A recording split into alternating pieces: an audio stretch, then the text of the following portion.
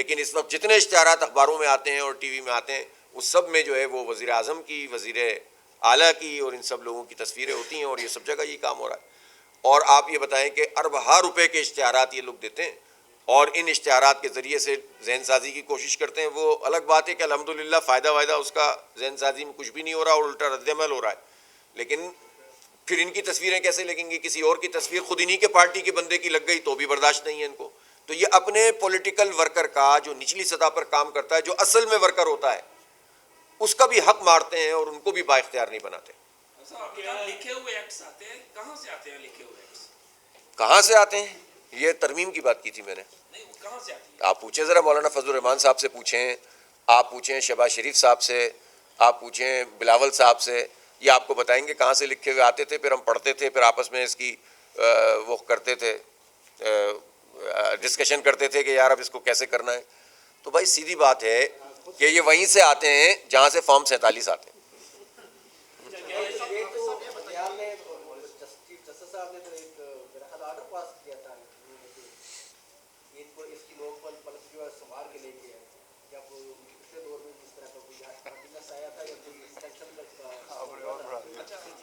بس یہ نوک پلک سنوار لی انہوں نے۔ جی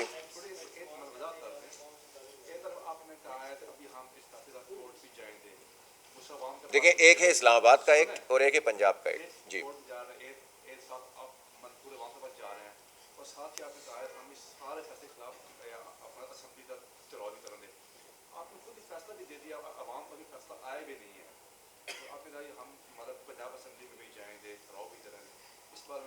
اچھا، پہلی بات تو یہ ہے، اس بات کو آپ سمجھ لیں کہ عدالت میں جانا تو ہمارا قانونی حق ہے۔ ہم عوام کی نمائندگی کرتے ہوئے جا رہے ہیں اور وہ فیصلہ ہم توقع رکھتے ہیں۔ اب جو بھی عدالتوں کا نظام ہے اس سب کے باوجود بہرحال ہے تو یہی، کہیں اور تو نہیں جائیں گے، ہم انہی عدالتوں میں جائیں گے، تو ہم توقع رکھتے ہیں کہ یہ کام ہو۔ لیکن ایک سیاسی جماعت اپنی جتنی بھی ایکٹیویٹیز ہوتی ہیں وہ کورٹ میں جانے کے بعد معطل تو نہیں کر دیتی نا۔ پولیٹیکل پارٹی کو پولیٹیکل بیہیو کرنا ہوتا ہے، تو ہمارا یہ سارا سیاسی عمل ہے کہ جس کے ذریعے سے ہم عوام سے رابطہ کر رہے ہیں۔ ظاہر ہے کہ پاکستان کے آئین میں تو یہ ریفرینڈم نہیں لکھا ہوا نا، لیکن یہ ہمارا یہ کانفیڈنس ہے نا کہ ہم یہ سمجھتے ہیں کہ جو زیادتی لوگوں کے ساتھ ہوئی ہے تو ہم عوام کے پاس جائیں گے، اور جب ان کا کنسنٹ آ جائے گا، جب ان کی رائے آ جائے گی تو پھر جائیں گے اسمبلی پہ۔ تو یہ تو ہمارا ایک سیاسی جمہوری آئینی حق ہے۔ جی، اس سے 1000 گنا بہتر تھا مشرف صاحب۔ دیکھیں نا، یہی تو المیہ ہے ان سیاسی جماعتوں کا کہ جو سیاست کی نرسری ہے، جمہوریت کی نرسری ہے، وہ دو ہی ہو سکتی ہیں، ایک ہے بلدیاتی ادارے اور ایک ہے طلبہ یونین۔ تو یہ طلبہ یونین کے انتخاب بھی نہیں کراتے اور یہ بلدیاتی اداروں کے انتخاب بھی نہیں کراتے، اور کراتے ہیں تو اس طرح سے کراتے ہیں جس طرح آپ دیکھ رہے ہیں۔ اور جو نہیں، آپ کو شکریہ ادا کر رہے ہیں، ابھی تو سننا چاہتے ہیں یہ۔ اچھا، اس کے بعد جہاں تک اس کا تعلق ہے کہ ایک ڈکٹیٹر تو ایک ایسا انتخاب، ایک ایسا ایک لا سکتا ہے کہ جس میں عوام کو نسبتاً بااختیار بنا دیا جائے، لیکن یہ سیاسی لوگ ایسا ایک لانے کے لیے تیار نہیں ہیں۔ اس سے بڑھ کر جمہوریت دشمنی ان سیاسی جماعتوں کی کیا ہوگی؟ آج حافظ صاحب آپ کی پریس کانفرنس میں ایران امریکہ ایشو لائیو ہے، پاکستان کو جو درپیش عالمی خطرات سوال کیجئے۔ ہے، اور دوسرا یہ کہ وزیر اعلیٰ گئے تھے سندھ میں، ان کے ساتھ جو رویہ ہوا اس پہ بھی بات آپ سوال کیجئے، میں جواب دوں گا۔ یہی میرے دو تین سوال۔ اصل میں چونکہ کل سے ہمارا ریفرینڈم شروع ہو رہا ہے اور یہ صدارتی آرڈیننس کے خلاف بھی ہم جا رہے ہیں، تو میں نے فوکس کرنے کے لیے ان دو چیزوں پہ بات کی ہے، ورنہ میں تو ہر پریس کانفرنس میں ہر موضوع پہ بات کرتا ہوں۔ ظاہر ہے کہ اس سے بات پھیل جاتی ہے۔ اگر آپ کو کوئی سوال ہے اسپیسیفک تو بتائیے۔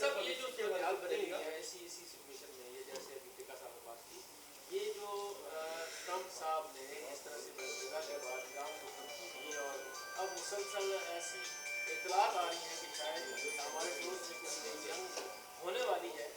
اس صورتحال میں آپ کیا سمجھتے ہیں جو پاکستان کا موجود ماحول ہے، یہ اس ماحول پر کتنا اثر انداز ہوگی، اور بطور ایک سیاسی جماعت کے سربراہ کے آپ کیا تجویز دیں گے حکمرانوں کو بھی اور عوام کو؟ پہلی تجویز تو میں یہ دوں گا، تجویز کیا دوں گا، شرم دلاؤں گا اپنے حکمرانوں کو کہ یہ وہ ٹرمپ ہے جس کو نوبل انعام کے لیے انہوں نے نامزد کیا تھا۔ تو اگر شرم آ رہی ہے تو اس سے پیچھے ہٹ جائیں۔ اچھا، اور وہ ایسا ہی تھا، اس میں کوئی تبدیلی نہیں ہوئی ہے، وہ ایسا ہی ہے۔ وہ پورا جو ہے بین الاقوامی غنڈے کے طور پر کام کر رہا ہے اس وقت ڈونلڈ ٹرمپ، اور اس کو آپ نوبل انعام کے لیے اور سلوٹ پیش کر رہے تھے ہمارے پرائم منسٹر، تو یہ قومی وقار کے بھی خلاف تھا۔ دوسری بات یہ کہ وہ فلسطین میں جنگ بندی کے بعد جو جتنی چیزیں طے ہوئی تھیں اس پر عمل درآمد نہیں ہو رہا۔ اسرائیل مسلسل سینکڑوں ہزاروں خلاف ورزیاں کر رہا ہے، کوئی اس پہ پوچھنے والا نہیں ہے۔ پھر وہ ISF جو بنانا چاہتے تھے انٹرنیشنل اسٹیبلائزیشن فورس، اس کے لیے پاکستان نے کہہ دیا کہ ہم غزہ فوج بھیجیں گے، جس پر ہم بار بار کہتے ہیں کہ کسی صورت میں بھی قابل قبول نہیں ہے۔ اب تو جو آذربائیجان جس کے سب سے زیادہ تعلقات تھے اسرائیل سے، اس نے منع کر دیا۔ اب تو انڈونیشیا بھی پیچھے ہٹ گیا ہے۔ تو پھر یہ پاکستان کو کیا پریشانی ہے کہ وہاں جا کر وہاں فلسطینیوں کے مقابلے میں آ کر ہم کھڑے ہو جائیں اور اسرائیل کا ایجنڈا مکمل کریں۔ تیسری بات یہ کہ جو وینزویلا کے صدر کے ساتھ کیا ہے ڈونلڈ ٹرمپ نے، تو یہ انتہائی فاشزم ہے، یہ بین الاقوامی دہشت گردی ہے اور نیو کلونیلزم کا سمجھ لیں کہ یہ اظہار ہے۔ جو نوآبادیاتی نظام پہلے موجود تھا، اب یہ قبضہ سسٹم کہ جاؤ، اور آپ کسی قانون کو اس نے تسلیم نہیں کیا، بین الاقوامی قوانین کو اس نے رونتے ہوئے رگیدتے ہوئے جا کر وینزویلا کے صدر ان کی اہلیہ کو اٹھایا ہے۔ یہ دہشت گردی ہے، انٹرنیشنل دہشت گردی ہے۔ اور اب دوسری بات وہ کہتا ہے کہ مجھے گرین لینڈ چاہیے جو ڈنمارک کے زیر انتظام ہے، اور وہ کہتا ہے مجھے چاہیے، تو اور اسے جو چاہیے وہ میں کروں گا۔ اور تیسری طرف وہ ایران میں ورغلا رہا ہے وہاں کے عوام کو۔ اب ایران میں تو حکومت کے حامی لوگوں نے اس سے کہیں زیادہ بڑے احتجاج کیے ہیں، مظاہرے کیے ہیں، یکجہتی کا اظہار کیا ہے، ان کو کور نہیں کیا جا رہا۔ اور جو چھوٹی چھوٹی چیزیں ہیں، اور اب تو انہوں نے ایرانی حکومت نے پکڑ بھی لیا ایسے لوگوں کو جو اسرائیل اور امریکہ کے ایما پر باقاعدہ امپلانٹ کیے گئے تھے۔ تو یہ کیا ہے؟ یہ بالکل بین الاقوامی طور پر تمام قوانین کو پامال کرنا ہے۔ کل بھی ٹرمپ نے اس طرح کا ٹویٹ کیا ہے کہ آپ احتجاج کرو اور دیکھو کہ کون کیا کر رہا ہے، ہم قریب ہیں، ہم پہنچنے والے ہیں۔ تو یہ تو پوری دنیا کے امن کو تباہ کرنے کا ایک عمل ہے۔ اس پر خاص طور پر رشیا کو، چائنا کو اور دیگر بڑی قوتوں کو بھی کام کرنا چاہیے، اور پاکستان کو اس میں ایک لیڈنگ رول ادا کرنا چاہیے۔ مجھے خوشی ہے کہ اس وقت پاکستان کے ترکی کے ساتھ بھی تصویراتی معاملات طے ہو رہے ہیں، اور پاکستان کے سعودی عرب کے ساتھ بھی۔ تو یہ 3 ملک اگر بنتے ہیں اور پھر آہستہ آہستہ ہم سارے ملکوں کو جو مسلم بلاک ہے اس کو ساتھ ملاتے چلے جاتے ہیں، تو انشاءاللہ اس کے نتیجے میں یقیناً کچھ بہتری پیدا ہوگی، اور ان طاقتوں کو جو بالکل انسانیت دشمن طاقتیں بن چکی ہیں ان کو روکنے کا یہ سبب بنے گا۔ بہت شکریہ آپ سے سوال یہ ہے جی۔ آپ کیا یہ نہیں سمجھتے کہ جو ایران میں ہو رہا ہے یہ ایران کی اپنی پالیسیوں کا خمیازہ بھگت رہا ہے؟ ایران نہیں، کوئی خمیازہ ومیازہ نہیں ہے، یہ سب امریکہ کی زبان ہوتی ہے۔ اب پاکستان میں جو کچھ ہو رہا ہے تو اس کا مطلب یہ ہے کہ قتل عام شروع کر دے کوئی، تو یہ تو نہیں مانے، تمہارے ہی نہیں ابھی تک یہ تو وہ بھی تو مار رہے ہیں نا۔ تو اس لیے یہ تو امریکہ کے ایما پر ہو رہا ہے جو کچھ ہو رہا ہے۔ جہاں تک حکومتی پالیسیوں کا تعلق ہے وہ ٹھیک ہونی چاہیے، وہ عوام دوست ہونی چاہیے، اس پہ کس نے اعتراض کیا ہے۔